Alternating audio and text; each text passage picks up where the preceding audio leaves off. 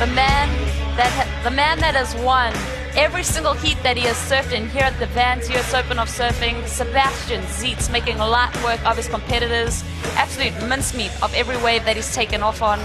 He is on the World Championship Tour as an injury replacement wildcard, but he has been going berserk out here in these tiny waves, Strider. Well, he's a, there was a conversation about a grommet. So a grommet, the little kid inside of you, that little like fire that burns, that makes you get psyched, that puts the smile on your face to go surfing. He is that kid. He has got so much energy. He's so psyched to go surfing, and it shows that in these little waves. He'll go out anytime he can possibly hit the water, no matter what it looks like. 1 foot, 2 foot, 20 foot. He just wants to surf. And you can see it in his surfing when he's out here. He's just fired up. So it's pretty amazing to see a guy who's on the world tour that psyched on little waves. Grommet, Sebastian Zietz. We call him Seabass. Well, we just have a look at his heat that he surfed today. He's just no stranger to these big matchups. Nasty Nate just throwing it up into the lip right there. Nasty just looking good. Nate Yeomans on the forehand. Big sweeps through the bowl. Backside attack right there as well, just getting it going. Nate trying to get his way back on tour. But then there's Seabass. Yeah, Sebastian Zietz, Seabass. Look at this kid, sweepy. Throwing the tail, looking light. He said he's been training. He's a little bit lighter than normal. He was already light, but look at that throw tail reverse dancing here on the water. It's at Huntington Beach. And I think diet being a huge part of his training, right? He said he's really light right now, and he's eating that way. So he's making sure that everything he's putting into his body, it's not going to weigh him down. He's probably going, probably on the pescatarian diet with all the fish and veggies and just keeping it light, and it looks good out in the water, let me tell you. Well, one of the things that we know about Seabass is he's one of the most likable guys on tour. Just a little bit of a background story on Seabass. Let's have a look at a profile on him growing up in Kauai.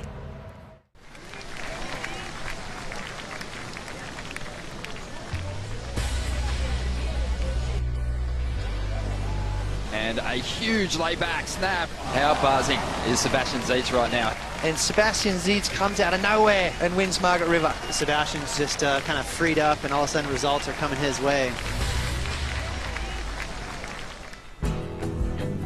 Kauai is, it's home. When I was 4 months old, my family moved to Kauai. They're kind of hippies, I guess you could say, my parents. I'm one of 9 kids. For a little while, we didn't have a house. We were kind of homeless, but we didn't think of it like that. We were just camping. We were poor. Material things didn't really matter because once you got something that you really liked, some brother or sister would break it like 3 days later. So you never really got attached to anything.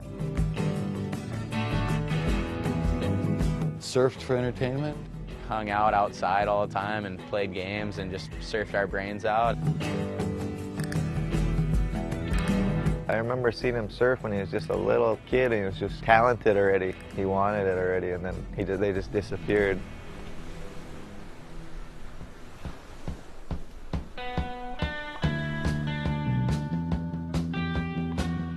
Right around when I was turning 10, my uncle got ran over by a Mack truck at a red light, and then my grandfather died of a heart attack like 3 days later, and they lived in Maine. We actually flew to California, bought a Winnebago, and drove it to Maine. It was gnarly. There's six kids and my parents all living in a 20-foot Winnebago. There's 4 of us sleeping in one bed, but my uncle was like a millionaire, so we were expecting to get a bit of inheritance, and then that would help us move back. Driving up into the snow for the first time. Being from Hawaii, we all ran out in the snow barefoot. None of us even owned shoes. We ended up living in the Winnebago for 2 years because when we finally did get to Maine, there's this whole legal battle. We ended up not getting our inheritance, and then we just had no money to get back home. I had forgotten about surfing kinda and was a skier. I was really into skiing, Maybe my dad was kinda loving it more than my mom.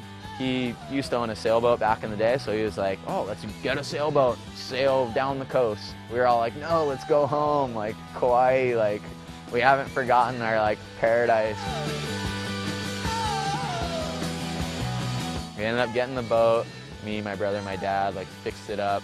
We sanded the whole thing. Like, me and my brother's fingers were like, we had no fingerprints because we were just like, hands were raw from sanding all day. And first day we're taking off. We're like turning around in the channel and we're saying bye to all my aunts and uncles are there. So we're like, bye, and boom, we just run aground. First thing, we're like turning around in the channel. All my aunts and uncles are just watching, just kind of laughing. We lived like 5 different spots for around 6 months at a time. Made it down to Key West, Florida, and my parents really liked it there. My mom was a waitress her whole life, and then she ended up selling art and was killing it, so we made enough money to finally move back home.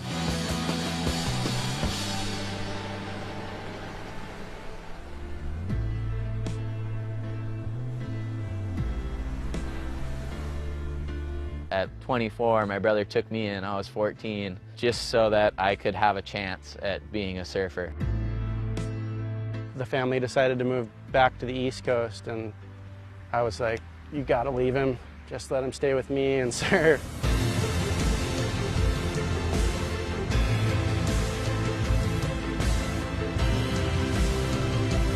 At 16, I moved out and I moved in with Barca. He lived in the laundry room, which was like a 5x10 box, which you could just fit a bed in. That was his nest for a couple years, and that's where we kind of started harnessing his ability as a surfer. And I just always tried to give him a shot, you know. I seen possible greatness in the kid, you know.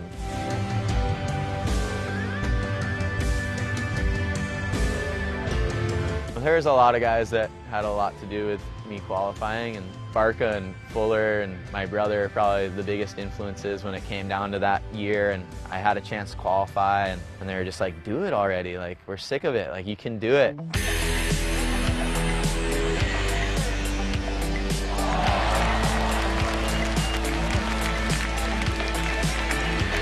When he won the Triple Crown, as the full payoff for me, always helping him, was like, good job.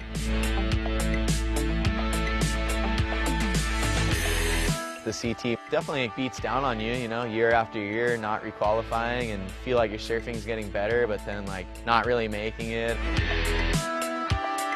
This year I kind of fell off tour. It was super eggy. I was just super defeated with myself, and coming in the QS though, fired up to like do good, and did horrible in the first 2 events. I was like, oh my God, here we go, QS, bogging. Got the call up for Gold Coast and was so stoked.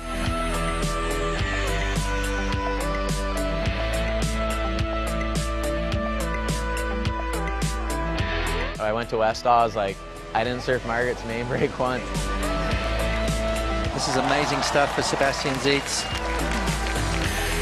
Margaret's just, she was just surfing so good.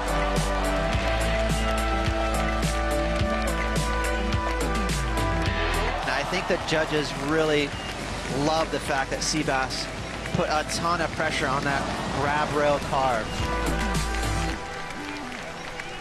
I was definitely shocked to hear I was second in the world. That definitely like blew me away. Like, whoa, that's super sick. I was almost ready to just hang it up. You know, he's a world title contender, but I don't think he puts any pressure on that. You don't want to spoil that opportunity. I'm going to be successful no matter what, you know, starting a gym and having a house, and keep it humble and come home and get schooled by my brother, and just still being thankful to be in the events and realizing that I'm a injury wild card, and kind of worked for me just in my mental state. How can you not like Seabass? The guy's an absolute legend. It's so good to see him bursting through the rounds. He's still in the top 10 on the championship tour at the moment by way of a wild card. That's pretty impressive. Yeah, the story's impressive. Again, another great piece right there on one of the athletes here in the WSL. It's just so fun to watch the life stories of everybody. Everybody's got one. Everybody at home's got one. So, you know, I love the fact that we can highlight that. It's like one big traveling family, isn't it? It definitely makes the surfers relatable, and, you know, something that I love is love. And while we were catching up with the Duct Tape Invitational, something special happened. So this is awesome. Like this, so Seabass gets a plane, gets the message on it, has it fly by while he's out on the end of the Huntington Beach Pier where he met his girl Chrissy and asked her to marry him. Well, Capo you caught up with Seabass. You pretty much came in on the moment as you got engaged, and this is what you got for us. So well done on the get. Well, the bar has been raised for surfers and for men. Again, it's all over the place. Sebastian Zietz, Seabass, proposed to his girlfriend Chrissy via a banner airplane. Well done, Seabass. And first of all, what did Chrissy say? She didn't say anything, but she's kind of been begging me for a while, so no. No, but yeah, it was a no-brainer, the right time. We met here 4 years ago, so kind of wanted to do it here, and yeah, planned it like 10 days out, and got the ring, and I was playing it nonchalant this morning, and then I had to make something up because I thought the contest would be running, so we'd have a reason to be down here, and I had Tom Witz make up like some fake photo shoot. So we're down there in the photo shoot, and then we're like getting her in the photo shoot. She's like, what the heck is going on here? And then my friend passed me the ring, and she kind of saw it, and then the plane was flying by right then, and I'm like, she's like, what is that? What is that? And I was like, oh, never mind that. What's that? What's that? And she like looked up and read it, and started crying, turned around, and I just dropped the knee. So it's a long time coming, love of my life, so I'm glad, happy moment. Chrissy, can we get a picture of the ring? Look at that rock. Well, what I say? Well done, Sebastian Zietz. Congratulations. That's Margie's. And hey, love is made, right? Love is made at the U.S. Open. Yeah. Well, Oh man, that was awesome. you crushed that, first of all.